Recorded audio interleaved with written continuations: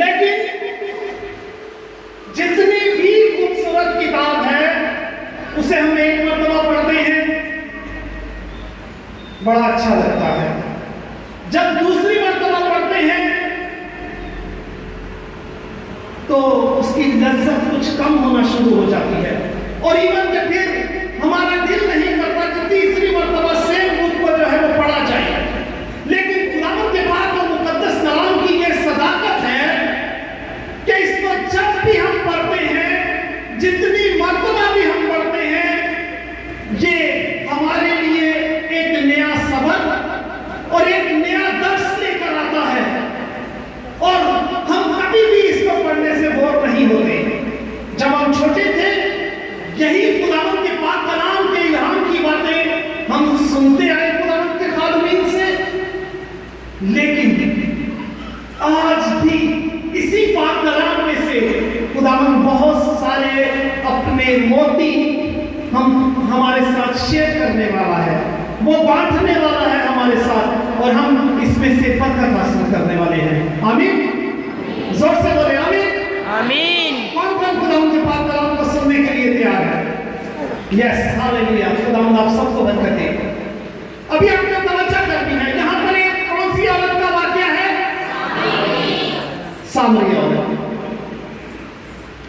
جانتے ہیں سامری کون تھے؟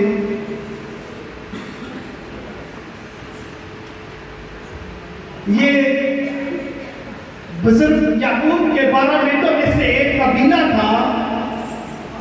جب اسوریوں نے وہاں پر حملہ کیا، ان کو اپنا غلام بنا لیا، اور ان کے درمیان اور بہت ساری قوموں کو لا کر ان میں بسا دیا۔ چونکہ خداوند کے پاک اور مقدس کلام میں یہودیوں سے یہ کہا گیا تھا کہ تم غیر قوموں میں نہ اپنے بیٹوں کے لیے ان کی بیٹیاں لینا اور نہ اپنی بیٹیاں ان کو دینا، یعنی کہ غیر قوم میں شادی کے بارے میں بہت زیادہ سختی سے منع کیا گیا۔ لیکن جب یہ قومیں یہودیوں کے اس قبیلہ میں پہنچی اور انہوں نے آپس میں جو ہے وہ شادیاں کرنا شروع کر دی، ابھی ایک سامری ہے اور دوسرا یہودی ہے، جیسے لیٹس سے کہ اگر ماں جو ہے وہ یہودی ہے، باپ جو ہے وہ سامری ہے، باپ سامری ہے تو عورت جو ہے وہ یہودی ہے۔ اس طرح سے جب انہوں نے شادیاں کی، شادیاں کرنے کے بعد جو ان کے بچے پیدا ہوئے وہ نہ تو خالص سامری تھے اور نہ خالص یہودی، اور یہ ایک نئی مخلوط نسل پیدا ہو گئی۔ اور خداوند نے اپنے کلام کے مطابق انہیں 12 قبیلوں میں سے کاٹ کر جو ہے وہ کیا کر دیا؟ الگ کر دیا۔ آج ہم ان سامریوں کے بارے میں بھی تھوڑا سا سیکھیں گے۔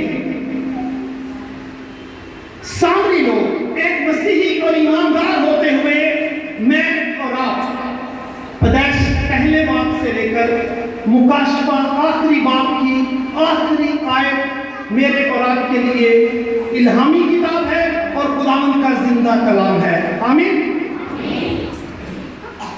یہودی جو ہیں وہ پیدائش پہلے باب سے لے کر ملاکی آخری باب تک الہامی مانتے ہیں، اور وہ نئے عہد نامہ کو نہیں مانتے، وہ صرف پرانے عہد نامہ کو الہامی مانتے ہیں، نئے عہد نامہ کو الہامی نہیں مانتے۔ لیکن سامری جو ہیں وہ صرف اور صرف پہلی 5 کتابوں کو جو بزرگ موسیٰ کی معرفت روح القدس کی رہنمائی سے تحریر ہوئی، صرف ان کو مانتے ہیں۔ اور پہلی 5 کتابیں کون سی ہیں؟ آمین، ہاللیلویا، خداوند آپ سب کو برکت دے۔ پیدائش، خروج، احبار، گنتی اور استثنا، یہ پہلی 5 کتابیں ہیں جو بزرگ موسیٰ کی معرفت خداوند کے پاک نے تحریر کروائی۔ سامری لوگ جو ہیں وہ صرف ان 5 کتابوں کو مانتے الہامی، اور اس کے علاوہ اور کسی کتاب کو وہ نہیں مانتے تھے۔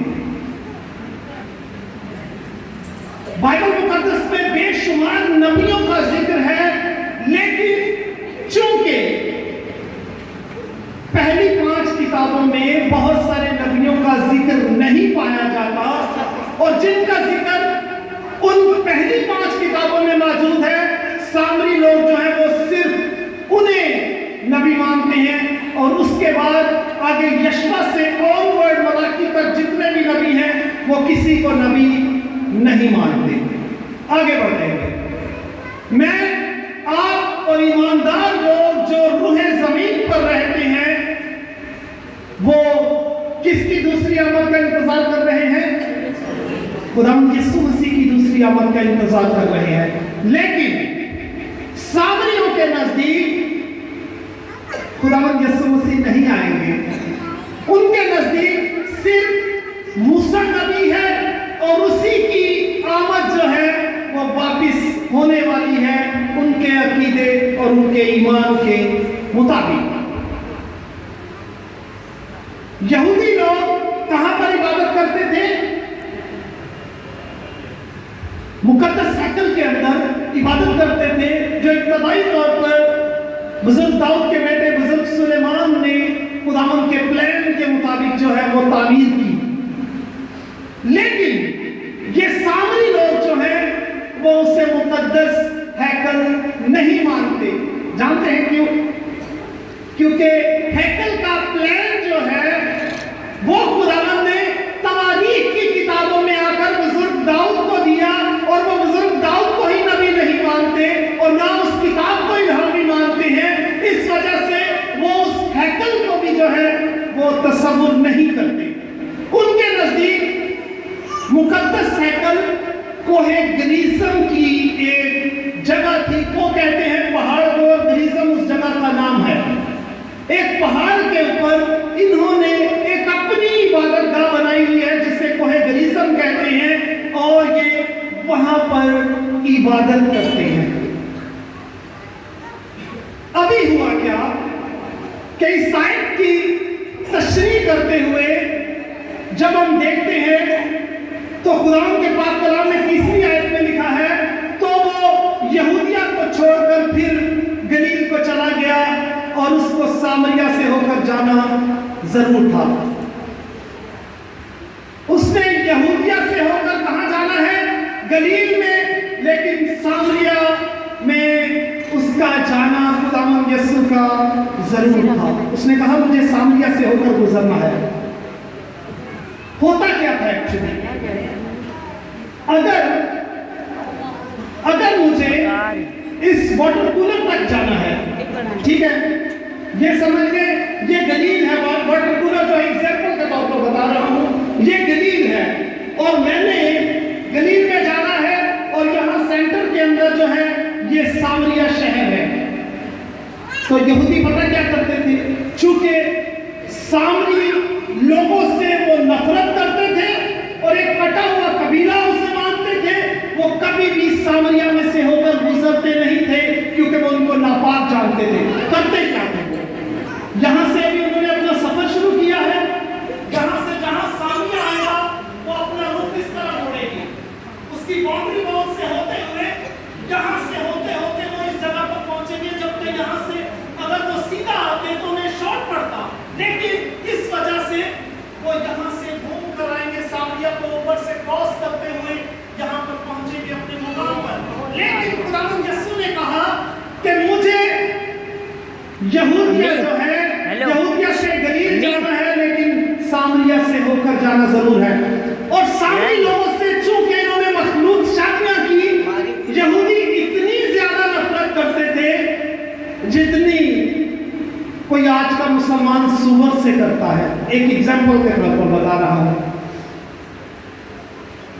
अगर कोई नबी, कोई उस्ताद, कोई यहूदी इबादत के लिए जाता और इबादत में रास्ते में अगर वो किसी सामरी से उसका लिबास टकरा जाता तो वो कभी भी इबादत के लिए नहीं जाता। वो वापस लौटता अपने घर को, वापस जाकर गुस्ल करता, अपना लिबास तब्दील करता और फिर जाकर हैकल में जाकर इबादत करता। क्योंकि اب وہ اپنے آپ کو ایک ناپاک تصور کر رہا ہے، چونکہ سامری کے ساتھ جو ہے وہ کیا ہو چکا ہے، ٹکرا چکا ہے۔ یہ ان کی نفرت کی انتہا تھی۔ یہ بتانے کا مطلب یہ ہے کہ یہودی جو ہیں وہ کسی قسم کا بھی تعلق سامریوں کے ساتھ نہیں رکھتے تھے۔ ابھی یہاں پر ہوا کیا ہے، خداوند کے شاگرد جو ہیں وہ گئے ہوئے ہیں بازار میں روٹی لینے کے لیے۔ خداوند دوپہر کا وقت ہے اور وہ تھکے ہوئے کنویں کے اوپر آ کر بیٹھ جاتے ہیں۔ توجہ کریں، کنویں پر جب بیٹھے ہوئے ہیں تو دوپہر کا وقت، اور تیسرے پہر سے مراد یہ ہے کہ اگر آپ پاکستان کا ٹائمنگ اگر آپ حساب لگائیں تو دوپہر 1، 2 یا 3 بجے کے قریب، جب یہاں پر سخت ترین جو ہے وہ ضرورت نہیں ہے، کوئی بات نہیں، جو سخت ترین گرمی 1 بجے سے 3 بجے کے درمیان ہوتی ہے، وہی وقت تھا۔ اور یہ سامری عورت کنویں کے اوپر آ کر کیا بھرنے کے لیے آئی ہے، پانی بھرنے کے لیے آئی ہے۔ اور آپ جانتے ہیں کہ وہ اتنی سخت دوپہر کے اندر کیوں پانی بھرنے کے لیے آئی ہے؟ صبح ٹھنڈے پہر میں بھی یہ کام کیا جا سکتا تھا، شام کو ٹھنڈے پہر میں بھی یہ کام کیا جا سکتا تھا، لیکن اس عورت کے بارے میں یہ کہا جاتا ہے کہ اس کا کردار جو ہے وہ بڑا مشکوک تھا اور اچھے کردار کی مالک نہیں تھی، چونکہ صبح کے وقت جو ہے وہ اس علاقے کی ساری عورتیں وہاں پر جمع ہوتی، پانی بھرتی اور اپنے کام اپنے مویشیوں کو پانی پلاتی، اور بہت رش لگا ہوتا۔ چونکہ وہ عورت ایک اچھے کردار کی مالک نہیں ہے، وہ دوپہر کے وقت آتی ہے، اسے پتا ہے کہ اس وقت کنویں پر کوئی بھی نہیں ہوگا اور نہ میں کسی سے ملوں گی، نہ کوئی مجھے برا کہے گا، بھلا کہے گا، لام تان کرے گا، اس وجہ سے وہ کسی سے نہیں ملنا چاہتی۔ اور یہاں پر ابھی ڈائلاگز جو ہیں وہ شروع ہو رہے ہیں۔ خداوند نے اپنی گفتگو کا آغاز کیسے کیا؟ خداوند نے اس سے کہا کہ اے عورت مجھے کیا کر، نیند تو نہیں آ رہی ہے پیچھے والوں کو؟ کون کون جاگ رہے ہیں؟ یس، تو جواب دیا کرے۔ خداوند یسوع نے کیا کہا کہ اے عورت مجھے، تو عورت نے آگے کیا جواب دیا کہ تو ایک یہودی ہو کر مجھ سامری عورت سے پانی کیوں مانگتا ہے؟ اور اس نے آگے بتایا بھی، کیونکہ یہودی اور سامری ایک کسی کے ساتھ بھی کسی قسم کا کوئی لین دین یا میل ملاپ رکھنا پسند نہیں کرتے۔ اور تو ابھی اسے کیسے پتا چلا کہ یہودی ہے یہ؟ چونکہ آپ اگر عربیوں کو دیکھیں تو ان کا ایک خاص لباس ہوتا ہے، وہ جبہ پہنتے ہیں، سر کے اوپر وہ ٹائپ کی ایک چیز پہنتے ہیں۔ بالکل یہودیوں کا لباس بھی جو ہے وہ عام لوگوں سے بہت زیادہ مختلف ہوتا، تو کوئی دور سے بھی شخص آ رہا ہوتا یہودی تو اسے آپ اس کے لباس سے ہی دیکھ کر پہچان جاتے کہ یہ شخص کون ہے، یہودی ہے۔ وہ عورت کہتی ہے کہ تو یہودی ہو کر مجھ سامری سے پانی کیوں مانگتا ہے؟ تو خداوند نے اس سے کیا کہا کہ اگر تو جانتی کہ کون ہے جو تجھ سے پانی مانگ رہا ہے تو پھر تو کیا کرتی، مجھ سے پانی مانگتی اور میں تجھے وہ پانی دیتا جو ہمیشہ کی زندگی کا پانی ہے۔ اور آگے دیکھیں اس ڈائلاگز میں عورت خداوند سے کیا کہتی ہے، لکھا ہے 10ویں آیت سے، یسوع نے جواب میں اس سے کہا اگر تو خدا کی بخشش کو جانتی اور یہ بھی جانتی کہ وہ کون ہے جو تجھ سے کہتا ہے مجھے پانی پلا، تو اس سے مانگتی اور وہ تجھے کون سا پانی دیتا، زندگی کا پانی دیتا۔ عورت نے اس سے کہا اے خداوند تیرے پاس پانی بھرنے کو تو کوئی برتن ہے نہیں، اور کنواں کیا ہے، بہت زیادہ گہرا ہے، پھر تیرے پاس زندگی کا پانی جو ہے وہ کہاں سے آ گیا؟ اب یہ جو زندگی کا پانی ہے اس کے بارے میں آپ کو بتاتا چلوں۔ یہودی روایات کے مطابق اور عقائد کے मुताबिक जो पानी समंदर का पानी है, किसका पानी है? समंदर का, दरिया का या झील का जो पानी बह रहा होता है, स्टक नहीं होता, रुका नहीं होता, जो बह रहा होता है, उस पानी को जिंदगी का पानी कहा करते थे। उससे वो अपने घर के बर्तन धोते थे और उससे वो गुस्ल किया करते थे, क्योंकि वो पानी उनके लिए पाक पानी तस्वुर किया जाता था। इस वजह से ये औरत क्या कहती है कि बर्तन तेरे पास है नहीं, कुआं बहुत ज्यादा गहरा है, पानी तेरे पास कहां से आ गया? और खुदावंद ने उसे क्या जवाब दिया? फिर वो जिंदगी का पानी तेरे पास कहां से आया? क्या तू हमारे बाप याकूब से बड़ा है जिसने हमको ये कुआं दिया और खुद उसने और उसके बेटों ने, उसने मवेशियों ने इसमें से पिया? यीशु ने जवाब में उससे कहा, जो कोई इस पानी में से पिएगा वो फिर क्या हो जाएगा? प्यासा हो जाएगा, मगर जो कोई उस पानी में से पिएगा जो मैं उसे दूंगा वो अब तक कभी प्यासा ना होगा, बल्कि जो पानी मैं उसे दूंगा उसमें एक चश्मा बन जाएगा जो हमेशा की जिंदगी के लिए जारी रहेगा। खुदावंद ने कहा कि ये पानी जो तू भरने के लिए आई है, जो भी पिएगा वो फिर कल को क्या हो जाएगा? प्यासा हो जाएगा और फिर पानी भरने के लिए आएगा। लेकिन जो पानी मैं तुझे दूंगा, जो वो पानी पी लेगा वो अब तक कभी भी प्यासा ना होगा, बल्कि उसके अंदर से जिंदगी के चश्मे क्या होंगे? जारी हो जाएंगे। और अब बड़ी खुश हो गई, कहने लगी, ऐ खुदावंद, मुझे वो हमेशा की जिंदगी का पानी पिला दे, ना मैं प्यासी होंगी और ना इस कुएं पर फिर पानी भरने के लिए आऊंगी। खुदावंद ने कहा, चलो ऐसा करते हैं, तुम अपने शौहर को लेकर आ जाओ और मैं तुम्हें वो जिंदगी का पानी दूंगा। तो उस औरत ने क्या जवाब दिया? मैं बेशौहर हूं।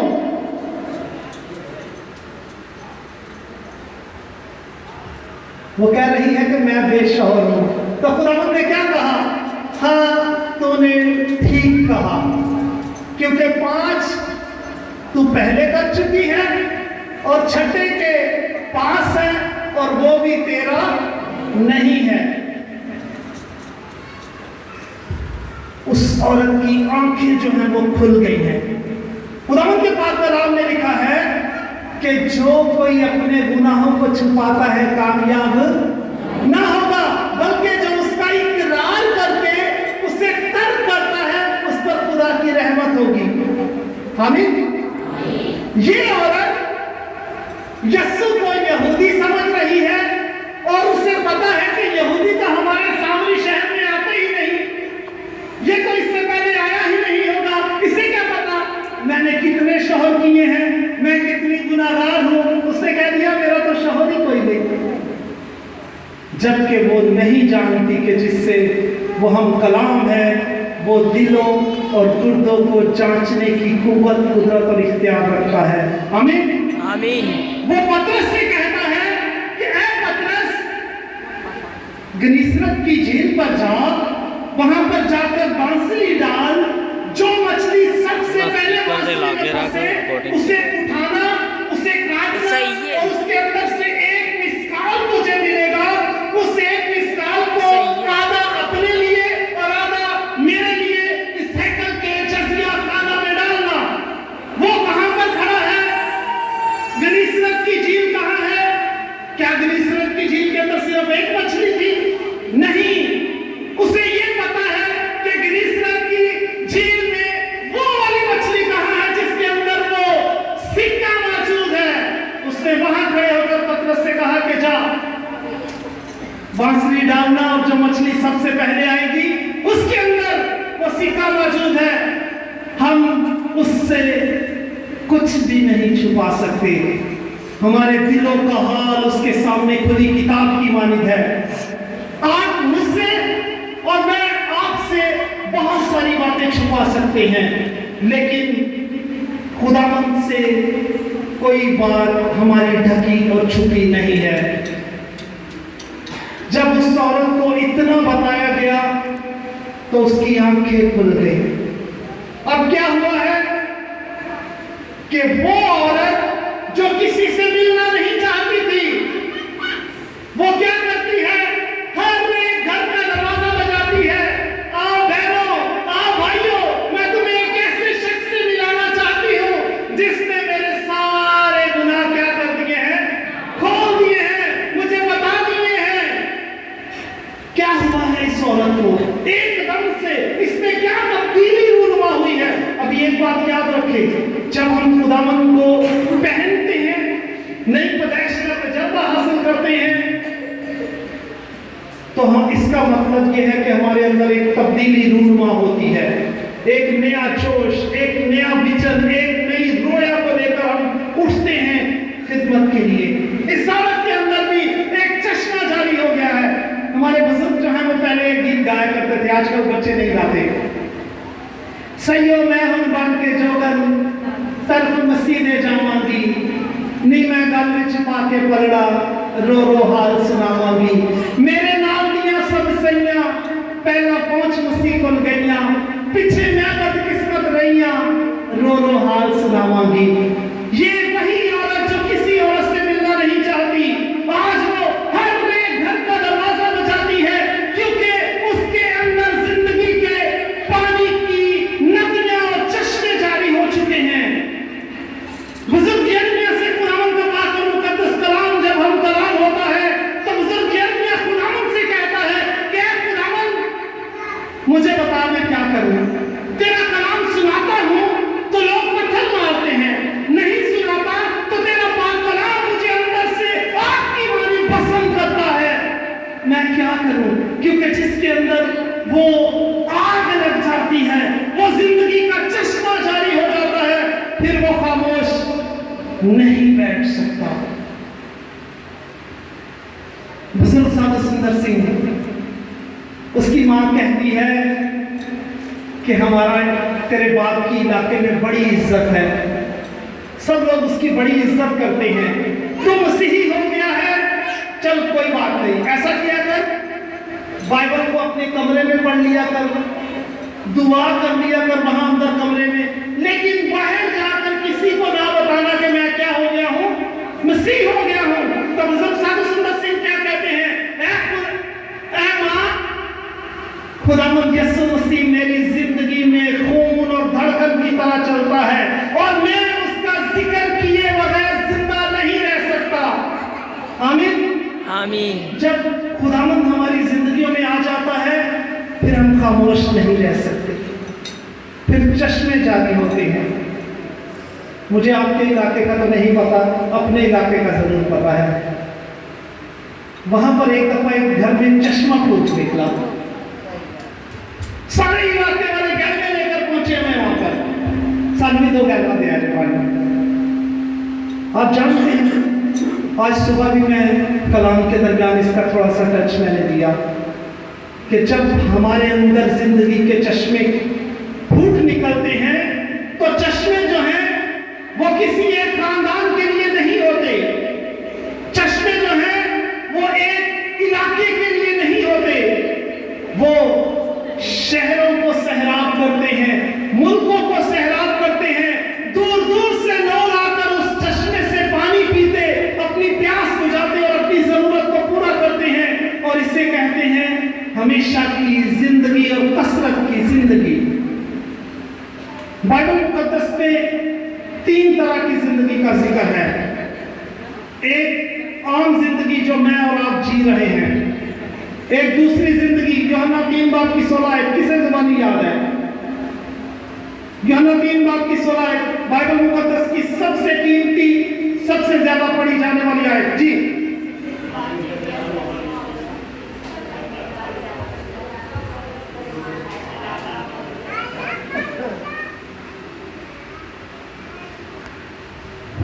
लिखा है बाइबल मुकद्दस में, एक वक्त आने वाला है कि ये कलाम जो है हमसे क्या कर लिया जाएगा, छीन लिया जाएगा, उठा लिया जाएगा। उस वक्त क्या करेंगे? लोग जमा भाई साहब को बच के हैं, मुबश्शिर साहब के पास, मुबश्शिर साहब खाना वाला के थे। इस पाक कलाम को उस वक्त हम इस्तेमाल कर सकेंगे जो हमने अंदर ज़खीरा किया है, और अगर हमारे अंदर पाक कलाम का ज़खीरा नहीं है तो उस वक्त मैं और आप उन 5 कवारियों की मानिद होंगे जिनकी कुप्पियों में से तेल क्या हो गया, खत्म हो गया। यूहन्ना 3 बाब की 16 दूसरी जिंदगी के बारे में, क्योंकि खुदा ने दुनिया से ऐसी मोहब्बत रखी कि अपना इकलौता बेटा क्या किया, बख्श दिया, ताकि जो कोई इस पर ईमान लाए हदायत ना हो बल्कि हमेशा की जिंदगी पाए। कौन सी जिंदगी? ये दूसरी जिंदगी है। तीसरी जिंदगी, इब्ने आदम खोए हुओं को ढूंढने और निजात देने के लिए आया है। वो इसलिए आया है ताकि लोग जिंदगी पाए, और कौन सी जिंदगी पाए? कसरत की जिंदगी पाए। हर एक ईमानदार शख्स के पास हमेशा की जिंदगी मौजूद है। गौर से सुनिएगा, बड़ी भेद की बात है। हर ईमानदार शख्स के पास कौन सी जिंदगी मौजूद है? हमेशा की जिंदगी। लेकिन हर ईमानदार शख्स के पास मुबश्शिर साहब कौन है? गौर कीजिएगा, जब हर एक ईमानदार शख्स के पास हमेशा की जिंदगी होती है, लेकिन ये जरूरी नहीं है कि हर एक ईमानदार शख्स के पास कसरत की जिंदगी भी मौजूद हो, लेकिन होनी चाहिए। सबूत क्या है? मुझे कैसे पता चल सकता है कि मेरे पास कसरत की जिंदगी है या कि नहीं? अगर आपकी जिंदगी से आपके घर के लोग बरकत हासिल कर रहे हैं, आपके पड़ोसी बरकत हासिल कर रहे हैं, आपकी गली के लोग बरकत हासिल कर रहे हैं, आपके इलाके के लोग बरकत हासिल कर रहे हैं, तो यकीन जाने कि आपके पास कसरत की जिंदगी मौजूद है। और अगर आपके वसीला से आपके घर के लोग भी बरकत नहीं पा रहे और उनमें कोई नुमाया तब्दीली नहीं आ रही, तो याद रखें कि आपके पास कसरत की जिंदगी नहीं है। इसका मतलब ये हरगिज़ नहीं, मिसअंडरस्टैंड नहीं करना मेरी बात को। पहले मैं बता चुका हूं, हर एक